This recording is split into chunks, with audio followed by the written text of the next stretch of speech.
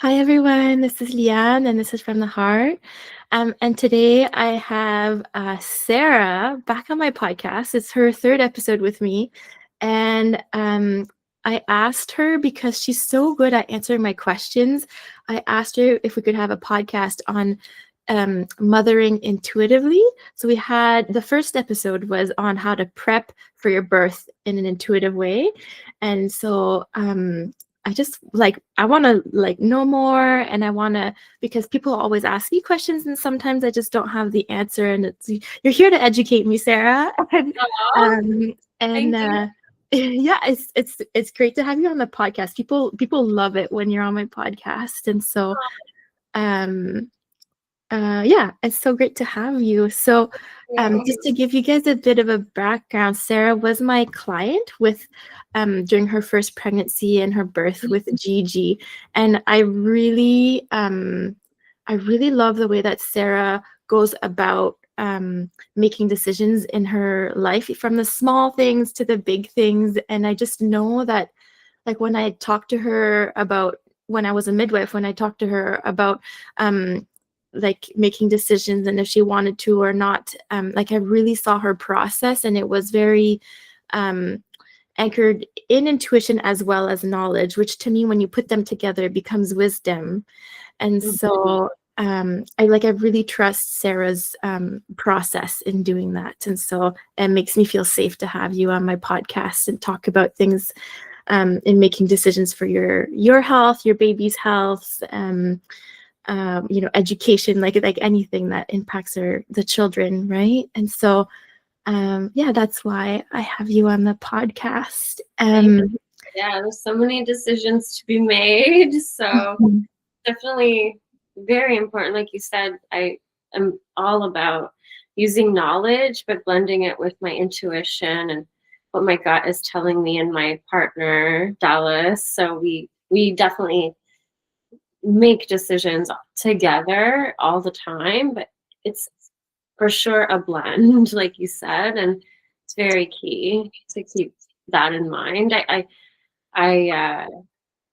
the more and more research I do, and looking at, a lot of people will just like listen to somebody because they've told them something, but they don't go and do their own like advocacy for themselves and digging deep on why they're coming to that conclusion. And that's something like I'm very passionate about.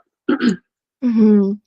There's a quote that I saw Hensi Go, who she summarizes research on pregnancy for people so that people can understand what's happening. And she says the most common way people give up their power is by thinking they don't have any. Yeah. Yeah. So with you, Sara, just tell us, give us this little snippet of how becoming a mother has changed your life and impacted your relationship and the way you view the world. Well, it's such a loaded question. I know you mentioned it's kind of questioned me before, and I was like, I don't even know where to begin. It definitely has changed me. Obviously, for less, selfishness. Like, I'm constantly regarding others at this point in my life, and that is basically my sole purpose. Right now, every day I wake up, it's, well, of course, to take care of myself first, but then it's the kids and my husband. So it's like that is my main priority and my purpose, and building their foundation is it's like my passion and my purpose right now. And that spans in so many different things, from health, their mental health, what they're consuming, whether it's ingredients or media, who they're surrounded with, influences in their life. Like, it just makes you think about so many more things with your mother, I find, and it's endless. And it could like lead to worry, but I think as long as it's like grounded life that we stem from, we make decisions and like govern the family that way with those fundamental values that we have. I don't know if that makes sense. Yeah, that's it makes a lot of sense. Dallas says to me, you know, if I have like a overwhelming moment or day or something, he goes, well, what else would you be doing with your time? Something he says to me all the time. It's like it brings me back to that moment of like, this is the most important work I can possibly be doing in my life, taking care of these kids and being the most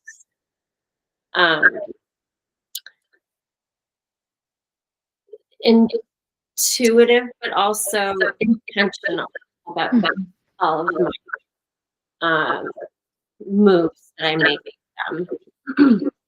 Yeah, that's so beautiful, and it's nice to see that people have such a care for children, you know? Yeah. Yeah. I want to give them like the best childhood they possibly can have, and the world is changing so much. And to be honest, like I feel there's a lot of evil out there that I'm protecting my kids from, and that is my purpose right now, is to, you know, give them this beautiful, magical childhood, but with boundaries on how we're going to navigate the world as it is now. That thing we discuss and talk about and consider daily. Yeah. Do you want to share what one of your boundaries is? Like, is it the phone or Well, yeah, so that's, for example, a boundary. We're definitely against handing over a phone to our kids, and like we definitely will not be allowing especially like our daughter and young children to have a phone for a very long time. Like I definitely agree with Dallas on this point. Like they do not need social media for a very, very long time. It's not happening. Other than that, like another boundary, I would say there's a small thing, but like I don't allow my kids to just go in other people's homes. Yeah, like unless I know them and I've sat with them and had dinner with them, like I know who they are, I'm not allowing these play dates to frivolously. Even neighbors, like I welcome anyone over. I love having guests and hosting. And if my daughter wants to have little play dates, I'm always asking like the parents, like bring them over. But I've had to say no, like for her to go to people's homes. You just never know, like who's dropping by. And it's definitely a boundary we have, even if it's the next door neighbor. Like behind closed doors, you don't know what is happening, and I will always ride on that side of caution for my daughter, especially. Like a few moments could ruin her life. So yeah. I honestly, like I thought for a long time that my parents were very strict. And like today I'm so grateful that I was a child when I was a child. Like I got to be like that innocent, like, you know, like without still, like I think it's she'll appreciate it one day, maybe not when she's 13. But and you know, like I have moments I felt bad saying no. Like I'm sure they would have fun, but it's not that she's missing anything either. And I still allow them to play, and like I invite kids over, and it's just a boundary we have. It'll be the same once she's growing. Like we're not gonna be a family that will allow sleepovers. Her friends are definitely welcome here, and it's just that is a hard boundary we've decided as a family that like will not be crossed. Yeah. And it is what it is. Yeah. Yeah. Um, yeah, I've a heard lot of horror parents. stories before Yeah. of like things happening, and it just, no, it's not worth it for me to Yeah. go there. Yeah. It's good to listen to that. I know a lot of moms who have um like rules, like the same rules, and so like I think it's the moms see themselves changing, like this is not the mom I thought I was going to be, but it's For just sure. who I end I up agree. being. Yeah. And again, like there are family friends that are like almost family, and there'll be experiences like a sleepover or a camping trip she will have. It's not like she's missing out. Yeah. And I've had friends tell me, oh, she's gonna be made fun of or something. And I'm like, I'm not worried about that at all. She's gonna be very grounded, confident girl. She's still gonna have her friends. They're still gonna be welcome here, It's just a boundary. Yeah. I don't see, like, my parents had rules around sleepovers, and I don't remember being made fun of. Yeah. Yeah. So Yeah. yeah. Yeah. I once had like a cute discussion with you and Dallas about co-sleeping, because when I was a midwife, I like would tell people how to co-sleep safely because I knew that when you're breastfeeding, like it happens. Um, and then anyways, so like what was like, I know that people don't necessarily think they're gonna co-sleep, but then so what's your co-sleeping story? It's so funny because I talk about co-sleeping quite a lot because like you said, it's something I never thought I would do. I always thought before I became a mother, oh no, I'm gonna have my space. Me and my husband will sleep, and we want, some space between the baby and us, and it like rules went out the window when we had a baby. Yeah. And also it's funny, Dallas is the one who brought more light to me on this topic. He's a very primal thinking man, and it makes so much sense, and it's actually something throughout the years I've kind of embrace so much more, is like, what would a caveman do, or what would an animal do? And that's kind of a part of my decision making, is stemming from like that foundation.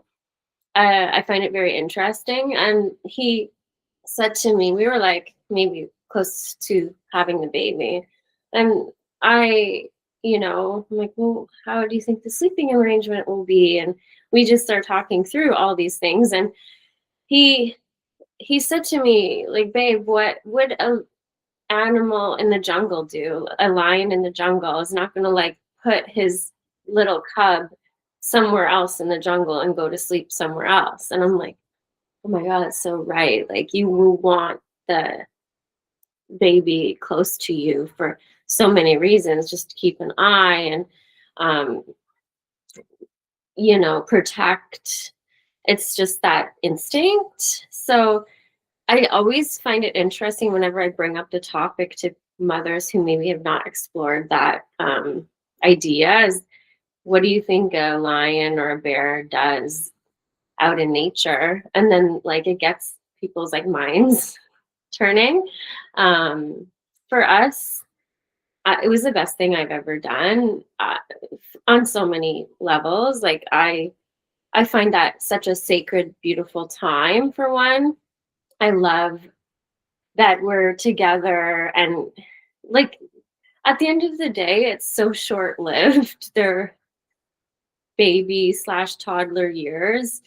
I I find it, even if I wouldn't call it a sacrifice, but like it's such a small sacrifice in the span of their long life that they'll have. Like to have those nights together is so special.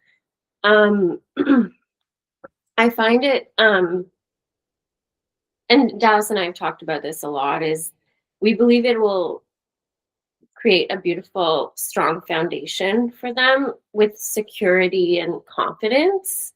and just trust too. Like they trust that we're there, and they can reach for us, or they know we're there.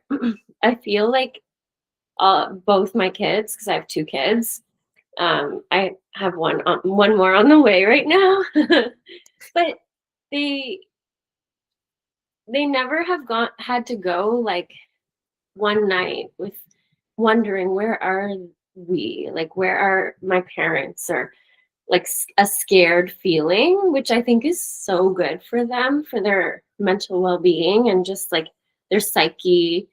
And it's funny because it's just now recently, the last couple of weeks, I've been dealing with sorry, a little bit of night terrors with my 2-year-old. He has been waking up and just crying hysterically for no reason. And I think about, like, if we were not right beside him, that might be very scary for him. Like, wake up alone crying, maybe it was a bad dream. And like, even just last night, he woke up, just shrieked, he screamed, and Dallas held him close, and boom, right back to sleep right away. And I was like, wow, that's amazing. That could have been so disruptive if he was down the hallway. One of us would have had to go. He would have sat there crying for a while. Everyone's sleep's disrupted at that point. I just, and yes, he's 2. So like, he's a bit older, but if you like rewind and bring it back to newborn stage, the breastfeeding, it just like promotes such a great bonding and facilitates in breastfeeding so seamlessly. Again, like, you're not standing up, waking up, going into another room or across even the room. Like, you literally have the baby right there. The baby gets fed. You basically can like fall back asleep halfway through the feeding. Everyone gets better sleep. So that to me is game changing, the thoughts of that alone.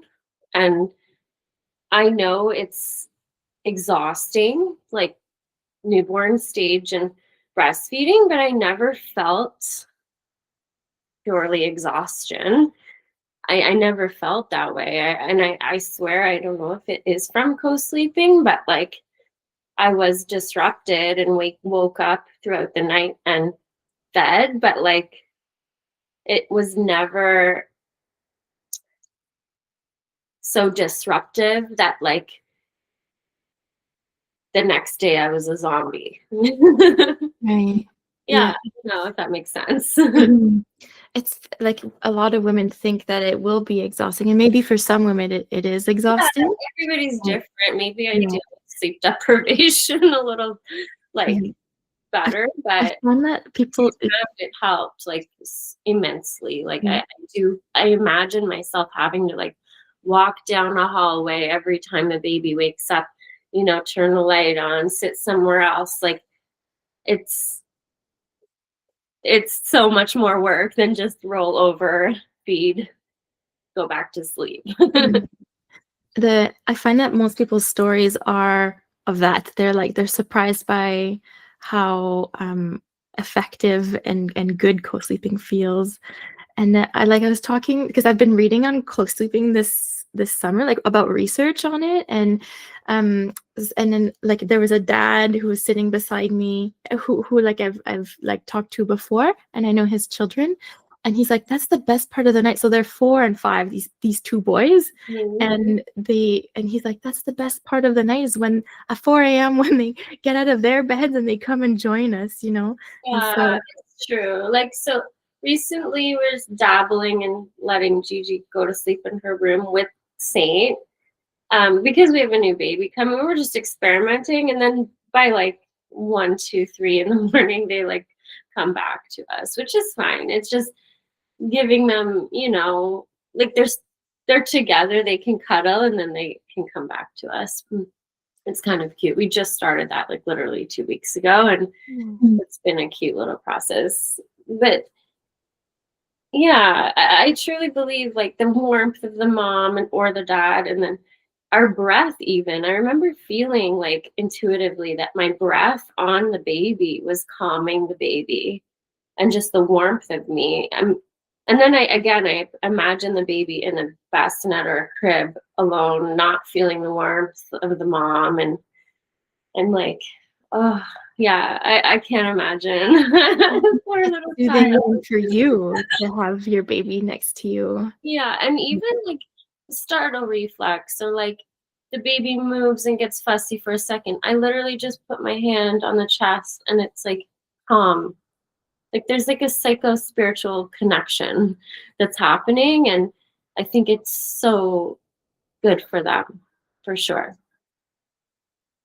And then again, like you said, if you really dive into the research, there's a lot of, claims that it can prevent SIDS and Mhm. things like that. So you just have a closer eye on your child. And I don't know. I felt secure. I felt so calm about it, and the baby looks calm. And I also feel like I said, a very sacred time. It's so beautiful. Yeah. When I had this discussion with you guys like a year ago, or I'm not sure how long ago, but Dallas, or maybe it was when Saint was born, so like 2 years ago. Dallas was like, I told he has older children, and he's like, he Yeah. told his teenage sons that he wished he would have done that, like was sleeping with them. And Yeah.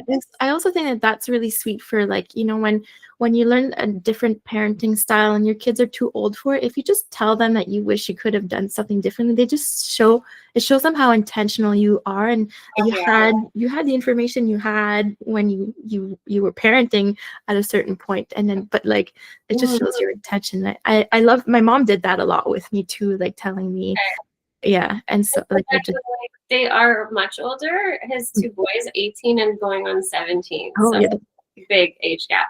yeah. And his oldest boy always makes these jokes that he was the experiment child. I'm like, at least he has a good attitude towards it all, because it's very funny. We're constantly saying, "I wish we did this," or well, Dallas is saying that to them. So cute. Yeah. Oh, that's sweet. Yeah, it's true. The first child probably always feels like the experiment child, but Yeah. yeah, yeah, the intention of the parent is what, like, shows the child a lot of love. So Oh, for sure. yeah. Um, and I was just wondering, because we've talked a little bit about education. I'm not sure what your plans are, but like when Gigi was a bit smaller, you were just like talking to me about how you're just like moving, like you're just giving her some time to sometimes go to like school or daycare, like, and you were just doing it really intuitively and flowy. Yeah. What do you It's what? Yeah. Yeah, it is very flowy, like you said. We don't have concrete plans, but we do know it's not going to consist of public school. Whether it be, we have been researching different options. So we're a kind of unique situation at this moment in time because Dallas is a country singer, and we're located for the most part in Nashville, but we still have our place here in Canada.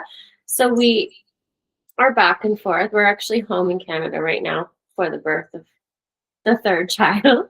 um, so it for logistically, we can't have her right now. We're enrolled in a school. But I'm also not mad about it, because even like in Europe, there's certain places they don't have school till later years anyways. I'm a true believer that like her being close to me, and I say her because she's the leader right now, but like her and Saint, um, being close to us in these first years is the best influence that they can have. And it's not that we're not depriving them. Like I have her enrolled in many activities, such as like ballet, riding, and we do a lot of swimming. And um, like last year, she had her forest school, which she loved, once a week, and just different things. So she's getting exposed to socializing, different atmospheres like forest or ballet structure and stuff like that. But I don't think like she needs to be sitting down doing academics every day, right? At this point. I'm kind of like dabbling more in the unschooling, homeschooling approach. However, and I know like with me going to have a third child, like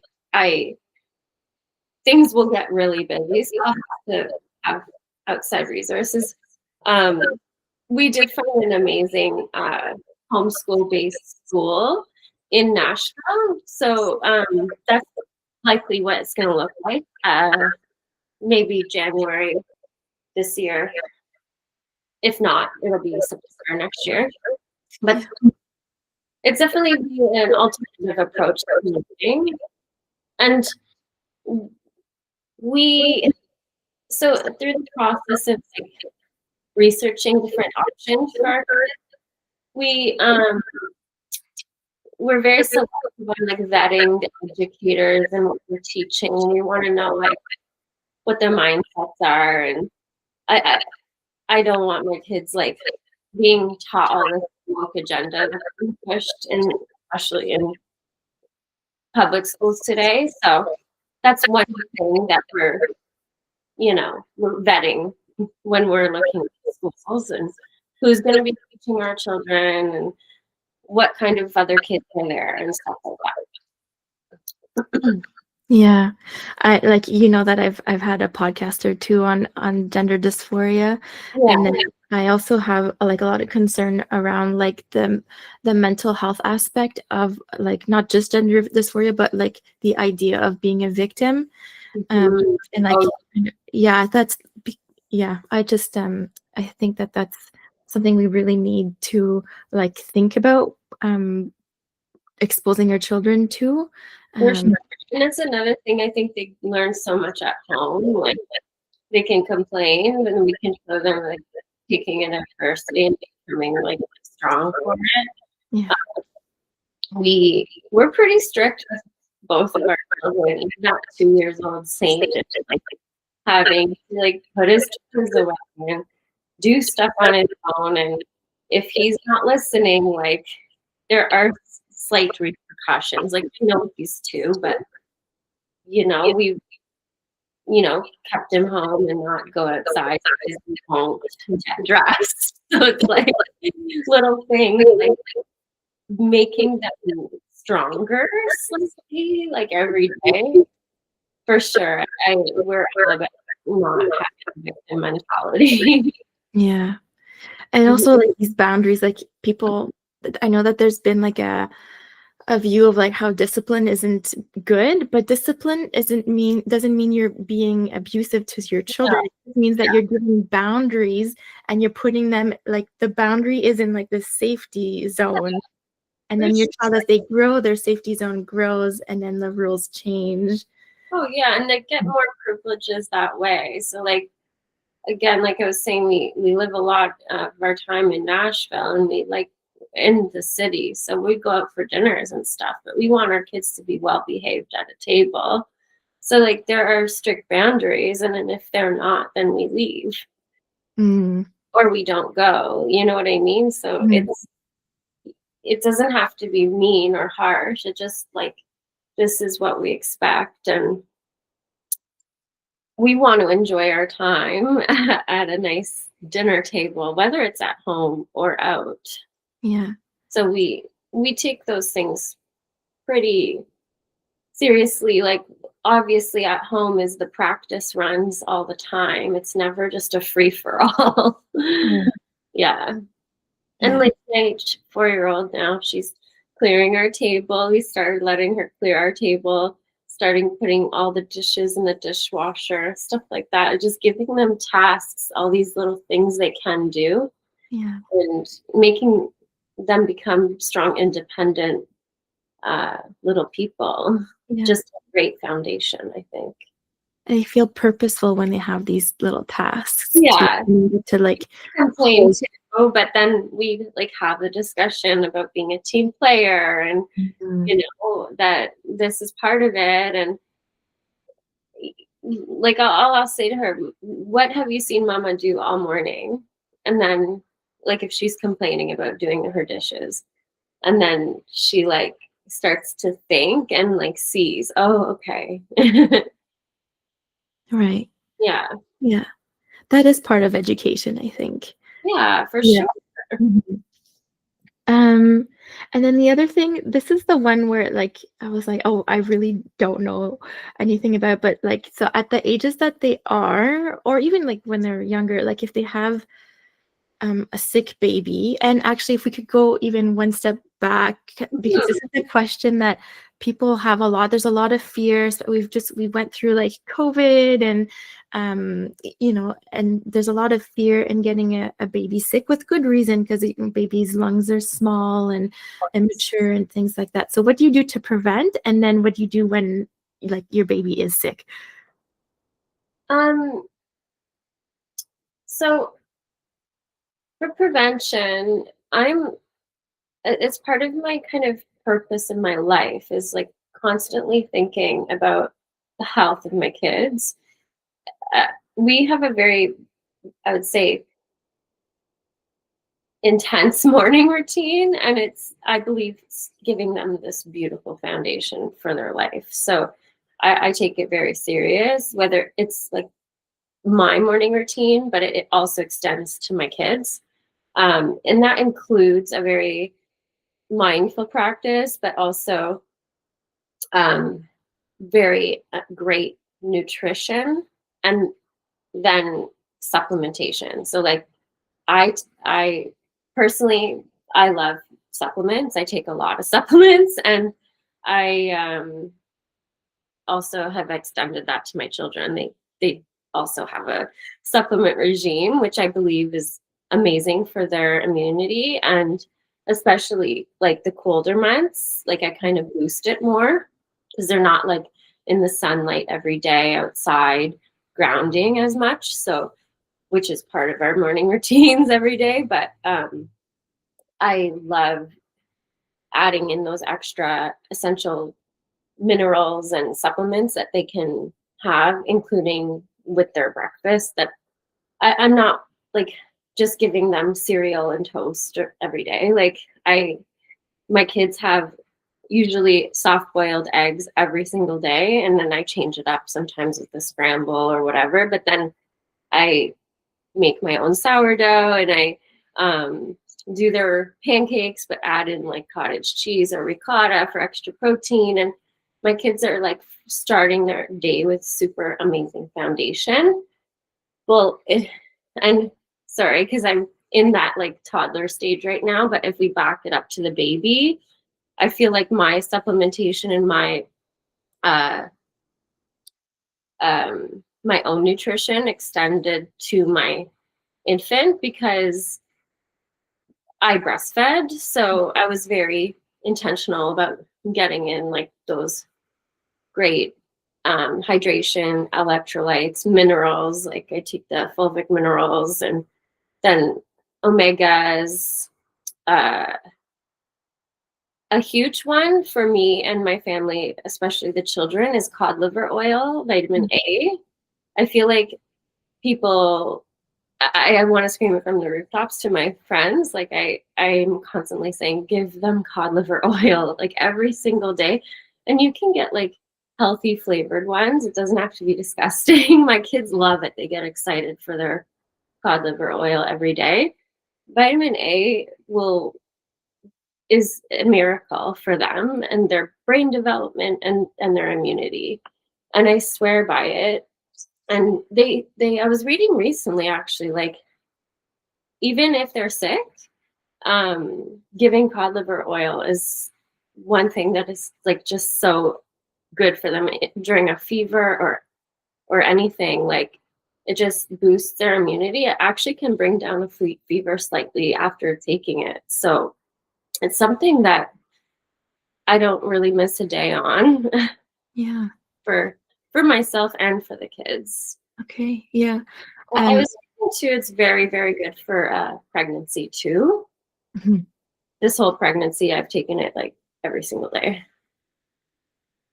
I hear things about cod liver oil too, and my dad's family, they grew up in Kenya, Mm-hmm. and they also grew up on cod liver oil. I'm not sure if it was like every day or if it was seasonal, but or if it was just when they were sick. But anyways, it's just like I know that they're a really healthy family, and they're like in their 70s and reaching their 80s.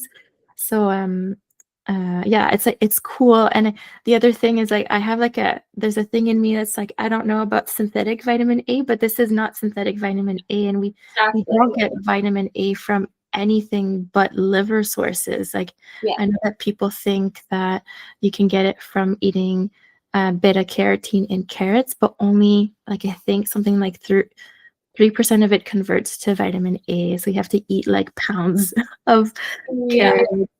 So Well, yeah. we're really fundamentally kind of carnivore diet style, our family, but we aren't against carbs and stuff. Like, of course, all with moderation, but the foundation of my diet and my kids is eggs, meats, cheeses. Like I try to go for the raw, unpasteurized cheeses. And then yeah, like I said, then we add in the fruits and honey. We sorry, that was another one. My kids will not go a day without us. They ask for this spoon of honey. It's like a treat for them, and I put as much honey as they want on their sourdough toast in the morning. Like I just think that's all the enzymes and amino acids in that honey is amazing for them.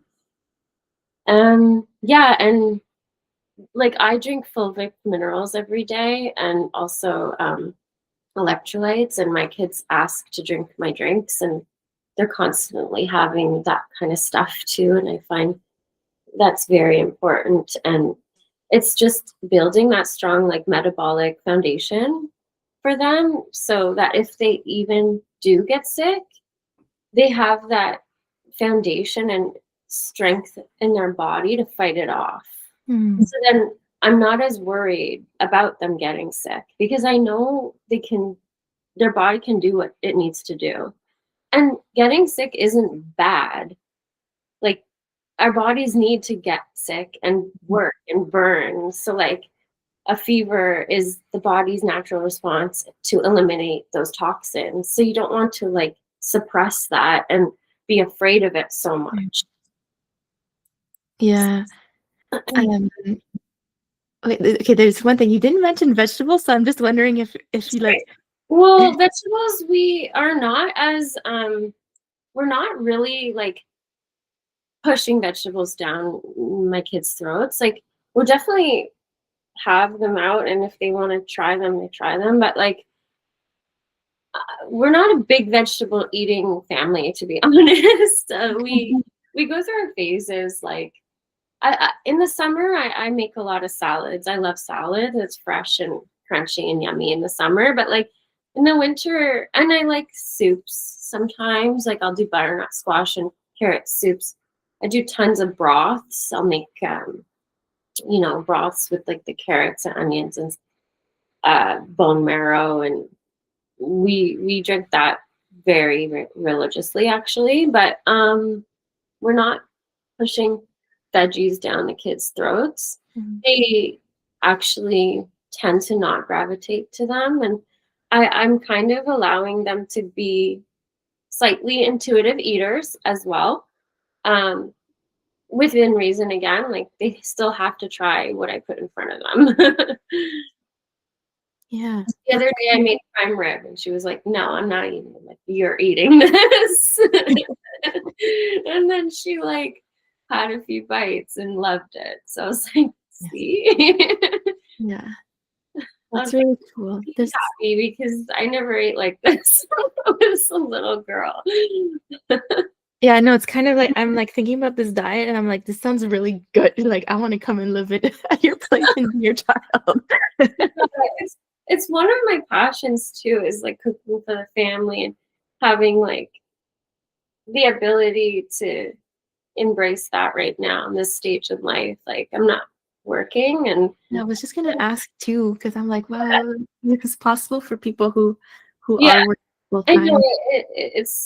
it's a lot of work what I'm doing. Like like I do make my own sourdough, and you know, but there are ways you can still do this Mhm.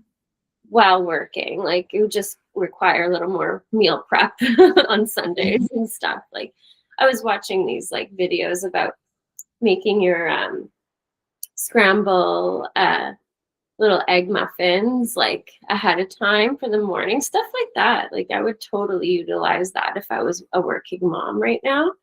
Um, Again, my kids eat huge breakfasts, and then throughout the day they're just grazing. Even at dinner, I barely put anything on their plates. They'll have a few bites and then they're like done. Mm. So I truly believe like a very beautiful, robust breakfast with that runny egg yolks and like sourdough with honey, like that is so good. Just set them up for a great day, and like very good for their gut and their immunity and everything, their brain.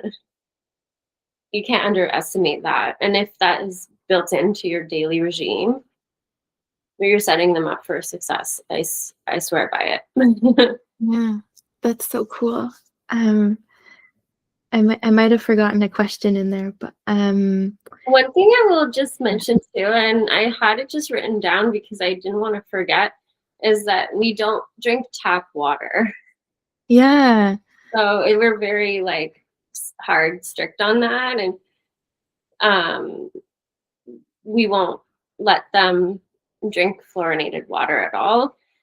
In Nashville, we have like a spring water delivery service, which is so convenient. They just like bring the bottles to your house and replace them every few weeks. But here in Ottawa, you can actually like if you go findaspring.com, it will show you where your local springs are, and you can get water from the earth.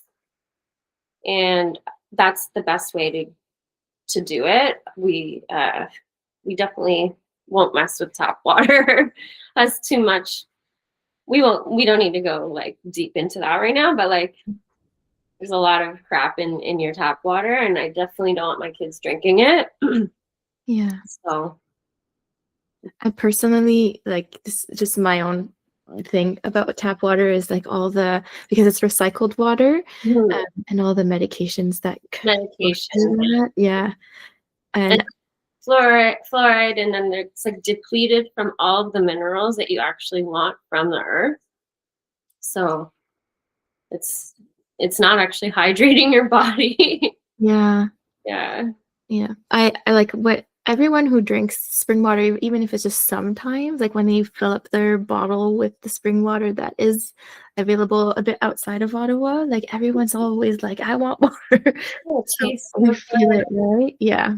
You Hmm. feel good by drinking it. And we do have a Berkey filter, so like if I don't have spring water, I will pass our tap water through that Berkey, and we also added the extra mineral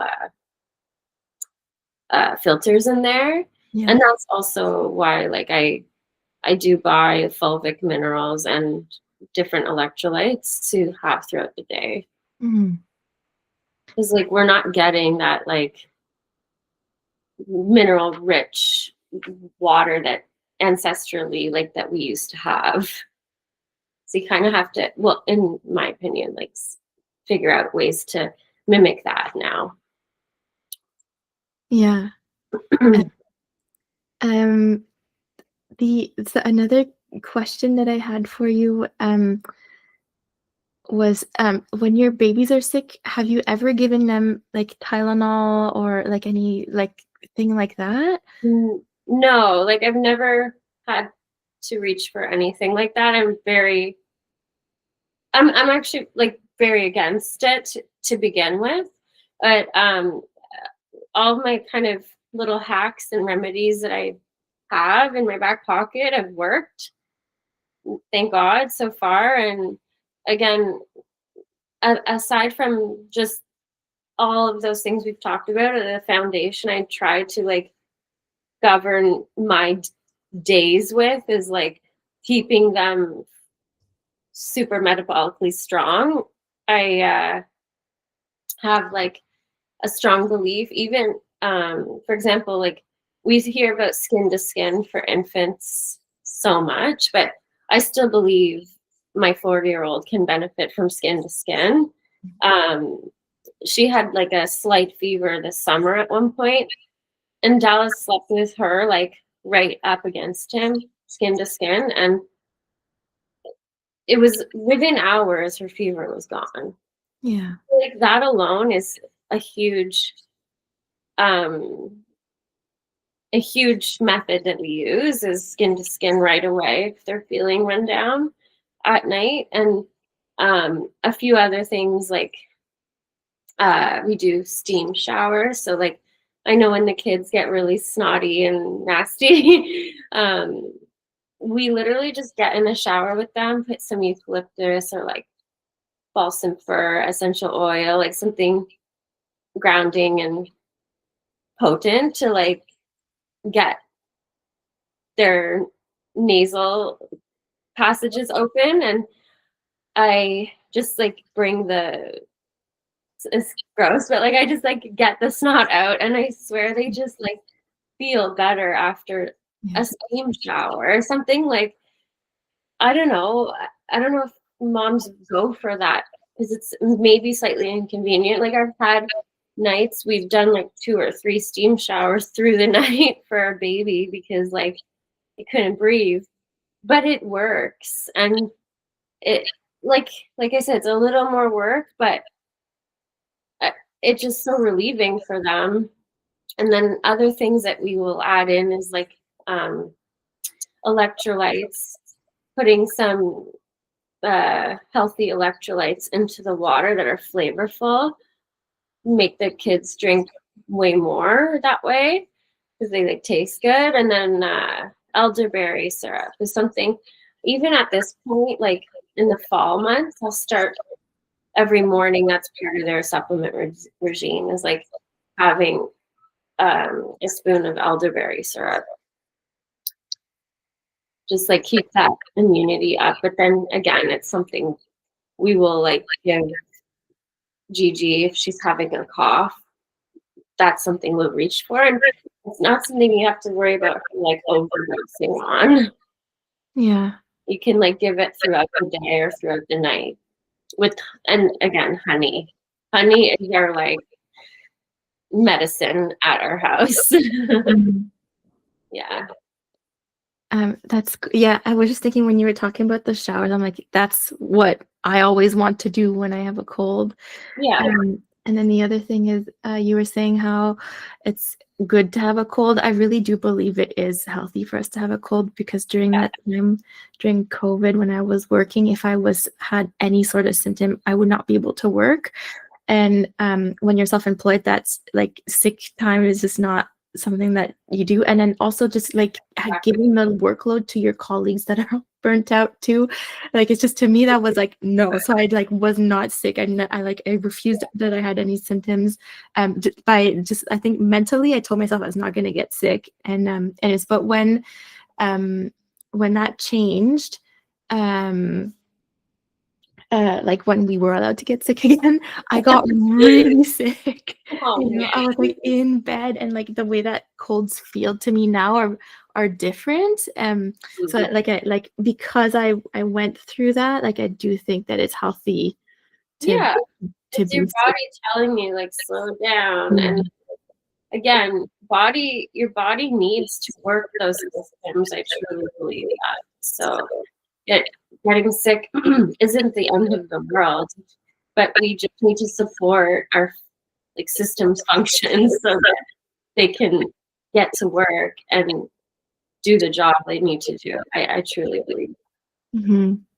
The other thing is it's nice to hear that you've never given your child Tylenol, just because like, my observation of giving that to a kid who was like 3 or 4, I gave Tylenol to a child that I was like taking care of, and his fever was high enough, and then I saw him like he was like no longer wanting to sleep, which is what his body really needed. And then he went on iPad, and then when the Tylenol the effect like stopped, then he was miserable.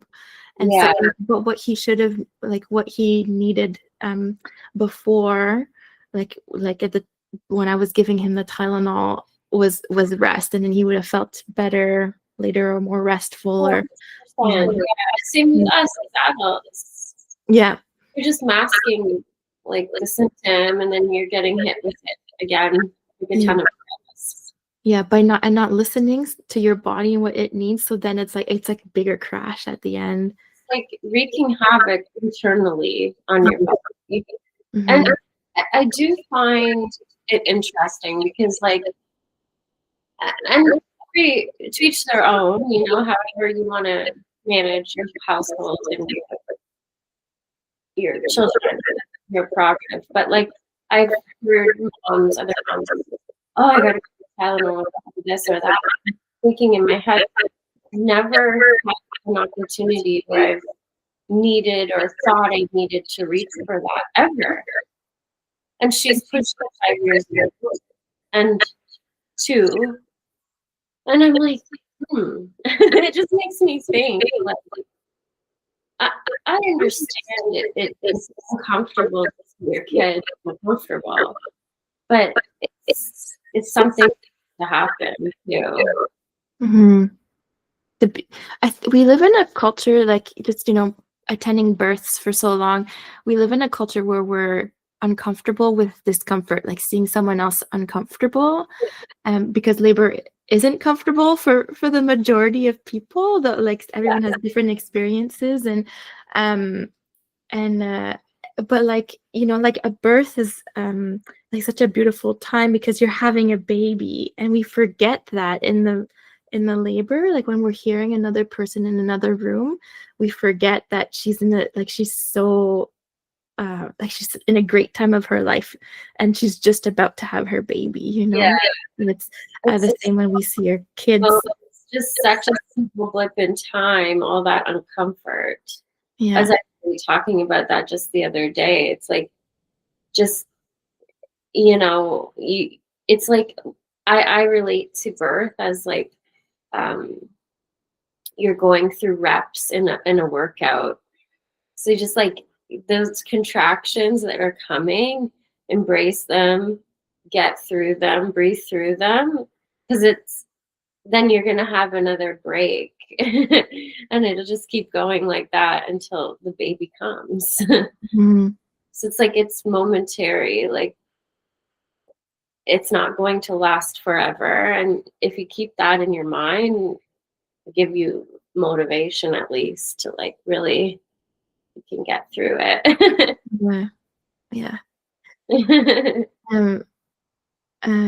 It's, and like, we're talking about talent, like the time has been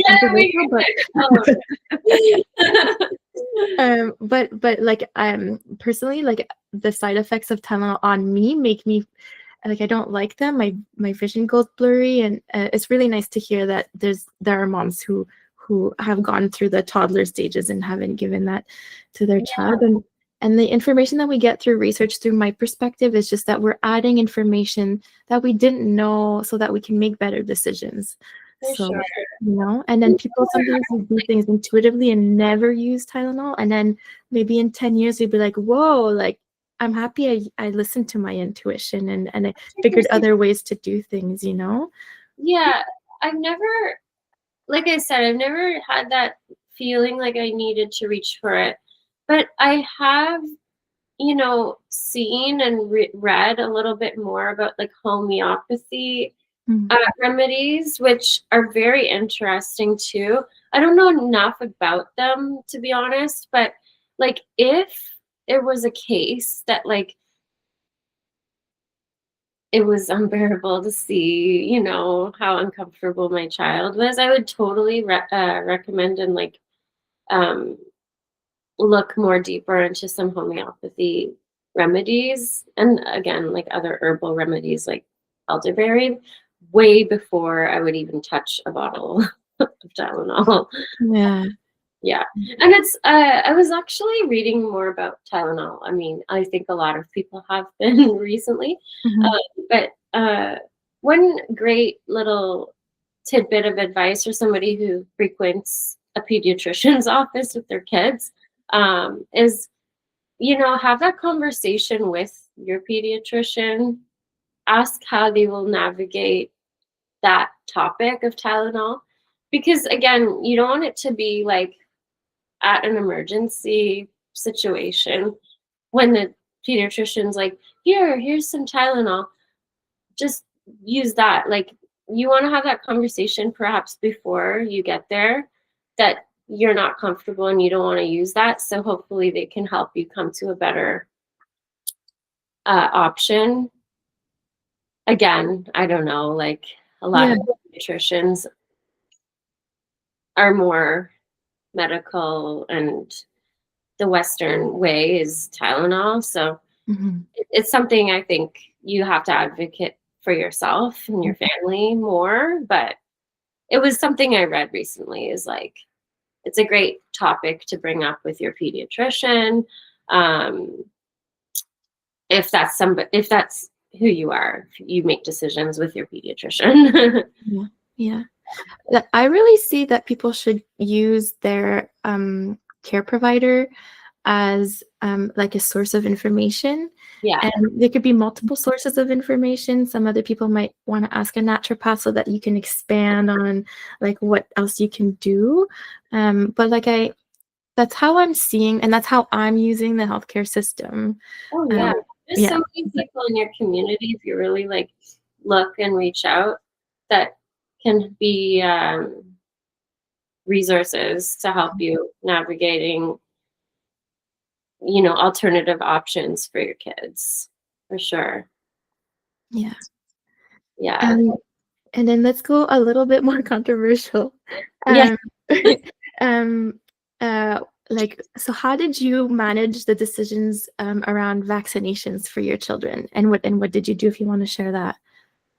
Um, so we took it very seriously.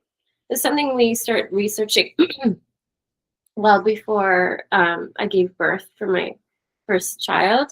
Because it was a topic that I took very serious, and that I wanted to kind of know what my decisions were prior to getting in front of like somebody wanting to put a needle in my baby. So Mhm. I wanted to know my answers. And we took it very seriously. Like, we sought out amazing books. We watched a series of podcasts on each vaccine, Mm. as well as looking up ingredients and adjuvants and what they were. And just as we like, we'll pick up a granola bar box and read ingredients, let's say, like, I will do the same for what they're going to inject my child with. And again, it didn't take me too long to come to the conclusion that is not for us. And it's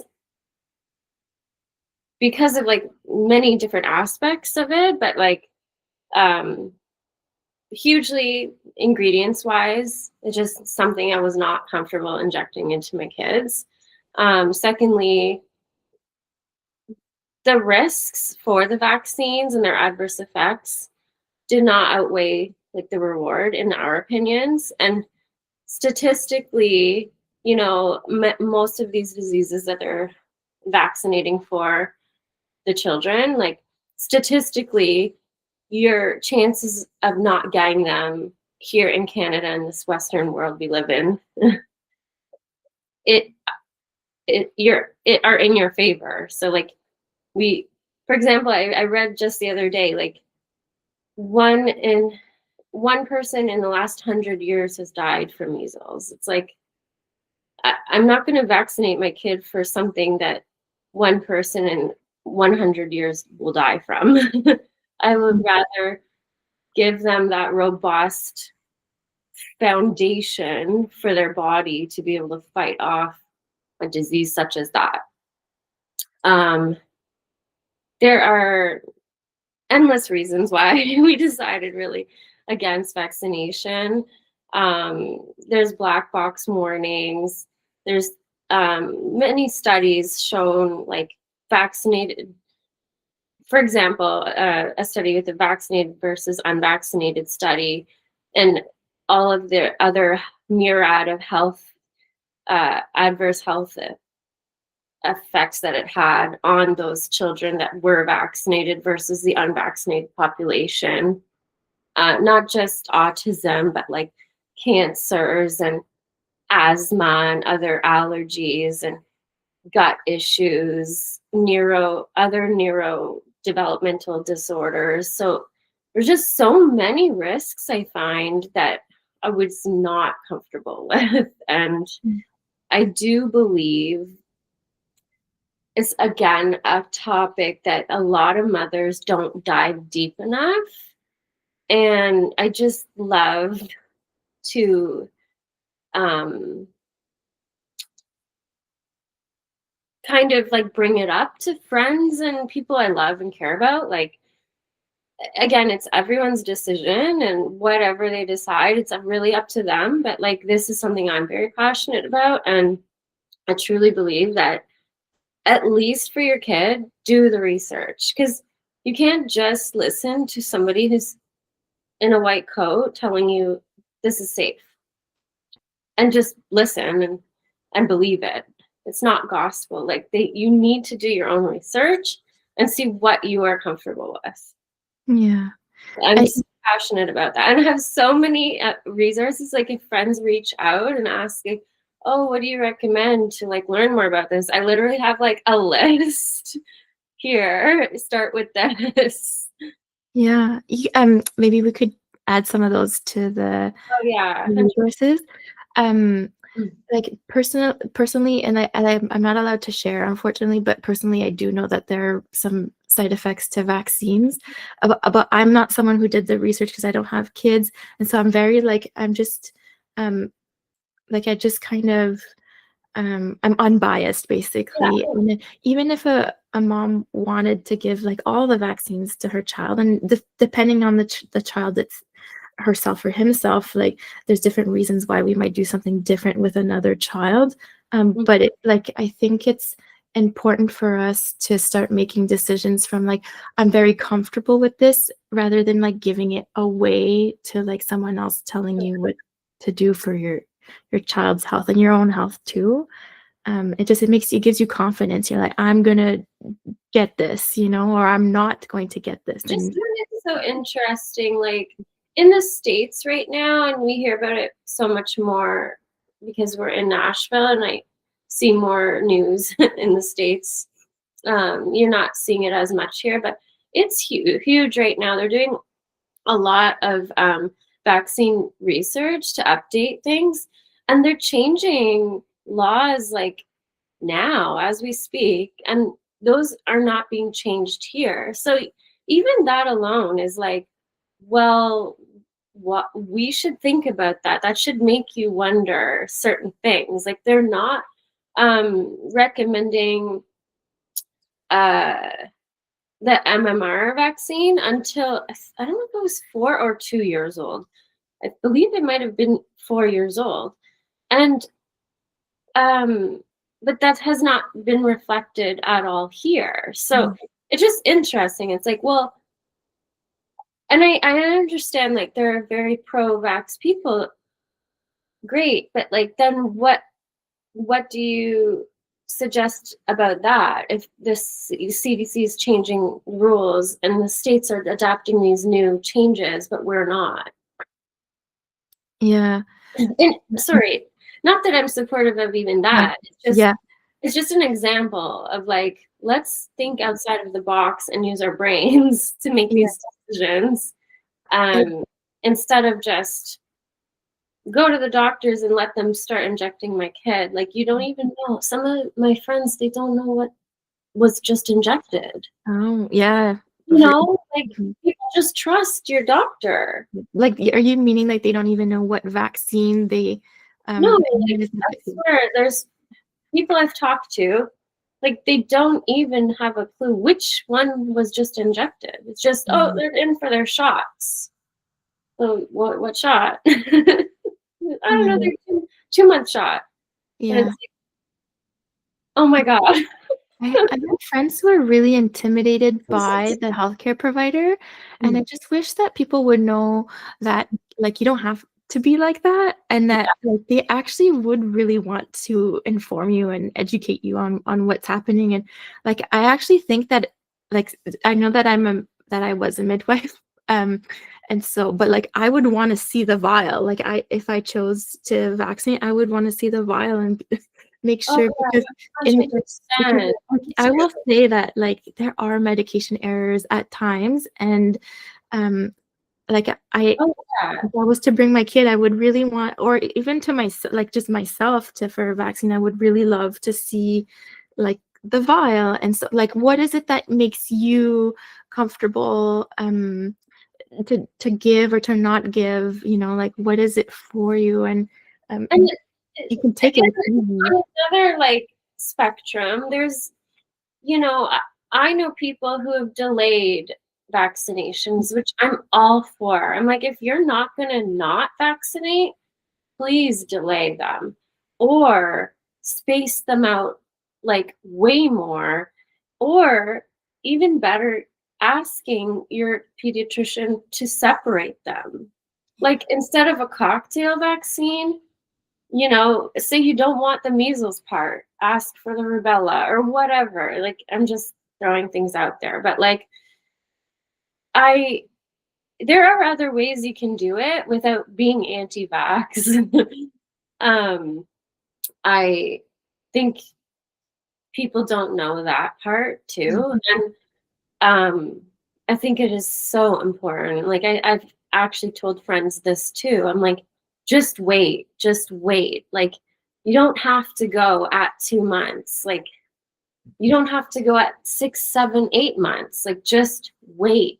It's your decision. It's not the doctor's. And I've had friends be shocked hearing that. So yeah, there's different options and just not vax or vax. Like, you can make it the way you want and the way you're comfortable for your child. Like in Japan, they will not vaccinate their kids before 2 years old. And they have way less rates of autism and other issues in their kids too. Like if you really look at those studies in Japan, it's very interesting. Do they give vaccines differently in Japan?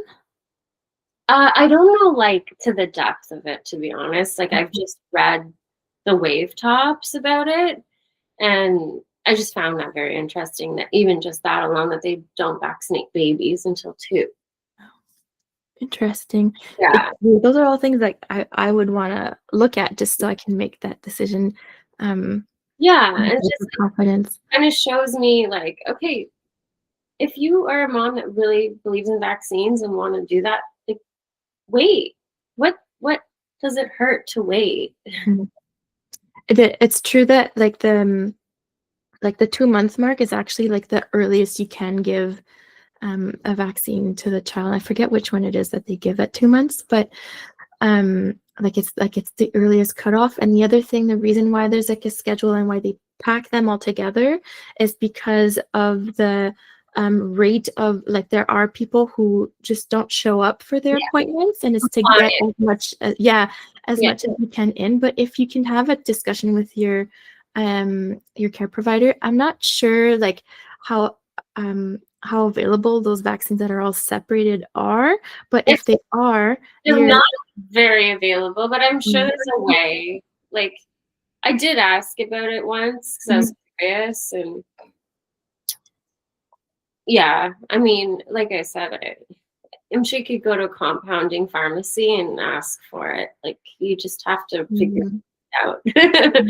The one thing that like, if you can, like, give some confidence to your doctor and say, look, I always show up for my appointments, or I call if I can't make it, and I rebook it, like that, like, gives them confidence that the child will receive the vaccines that you have chosen for your child. So I'm just giving, like, tips on, like, how to navigate the system, basically, if that Yeah, is the case. Yeah. for sure. Mhm.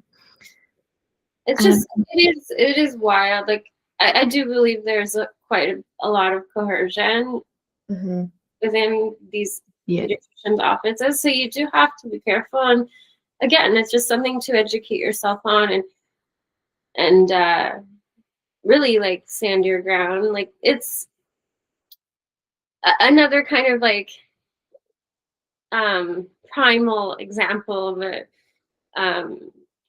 advice Dallas had for me one time, and it was literally about hand washing. It was like somebody wanted to hold my infant, like very newborn infant, but didn't wash their hands, and I was like, oh, and I was like, I felt bad to say it, and I was a new mom, right? And then I had the discussion later with him, and I said, oh, babe, like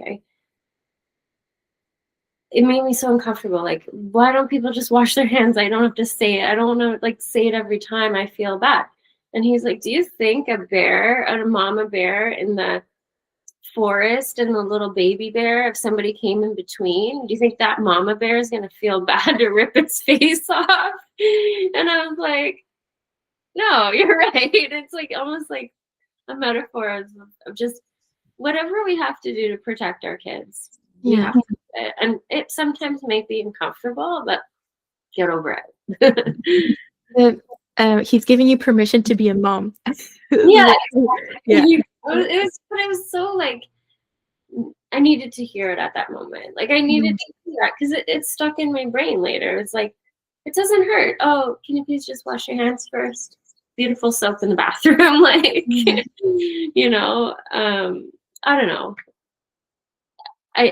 I think sometimes we get into our heads too much about like how to say something to someone else. And again, back to the pediatrician's office, it's who are they in your life? Like, you know, you are there for their service. And so you should be able to say whatever you want to say and ask whatever you want to ask. Exactly. They are there for you and not the other way around. Yeah. Yeah. Yeah. And then, can I also ask you how you navigated the measles outbreak? Because like that's been on people's minds and media and on their TV a lot. Yeah. So I do believe, first of all, the media is the media, especially here in Canada. Like, I feel it's so BS, to be honest. Like, you push things down your throat that really probably don't need to be. Keeping people in fear and making fear-based decisions is just not something me or my family we do. We do not make decisions stemming from fear. Other than that, like I was saying earlier about measles, the statistics on it and children with healthy metabolic health, I'm not worried about my kids, to be honest, getting measles. If they did contract, it's like 4 to 6 days. They're sick, you take care of them at home, and they will be getting better. So again, it's for us, it's just not living in fear, building that immune system and having them eating super healthy, having vitamin A, which is great for measles actually too. And just, yeah, I mean, how do we navigate it? I didn't really listen to the media too much. Not, I just find like it also in my head could have been this like push to get everybody vaccinated that I'm just not having it. Yeah. So I don't know if that really answers the question. No, it does. Because you actually brought it back to what I always say is your intuition is never feels like fear, never feels rushed. And it always feels kind of grounded, and sometimes you don't have the information to back it up because intuition is just kind of depending on the person, it's kind of, it can be all knowing for some, and so I really like for people to learn to navigate that, especially with motherhood. Yeah, it's like you're saying, like I blended it with my knowledge too. It's not like it's this deathly debilitating disease that I need to hide in my house from. Like, of course, if I have a newborn and I'm not gonna take, if it's a big outbreak in some crazy disease, I'm not gonna go to like Disney with my newborn. But like, I don't know, measles thing was not worrisome for me based on what I know the statistics and how to handle the sickness. And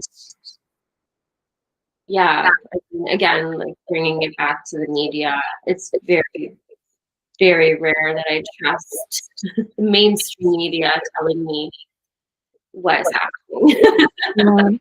We're all learning that slowly, like even just like this week or maybe like these last few weeks, there was another layer of like, oh, I feel like I've been lied to about this for like a long time, and it's like just coming to clarity now, even though like I've already been through a process like that before. Like it's just like, yeah, so it's nice to be skeptical of everything that we hear and not to be manipulated by it. Yeah, again, it's the same thing like with ingredients consumption or vaccine consumption or whatever consumption. Media consumption is huge, and I think like you personally, like I hear about something, and say my mother calls me because she's all about the news all the time, tells me something, like I'll go and like do my own digging on the internet and like what is actually happening and find other sources, because like I do not turn on the mainstream media ever. Yeah, it's nice. It's also, yeah, it's nice to not live with like that energy of the media on. I feel it changes. I'm not saying I don't have bad energy with my like rabbit holes down my social media, but like, yeah, you just have to be careful where you're getting your information from. That's for sure. Yeah. Yeah. Was there anything, you had some notes? Is there anything else you wanted to say? I don't know. Let me just look here if I had missed anything.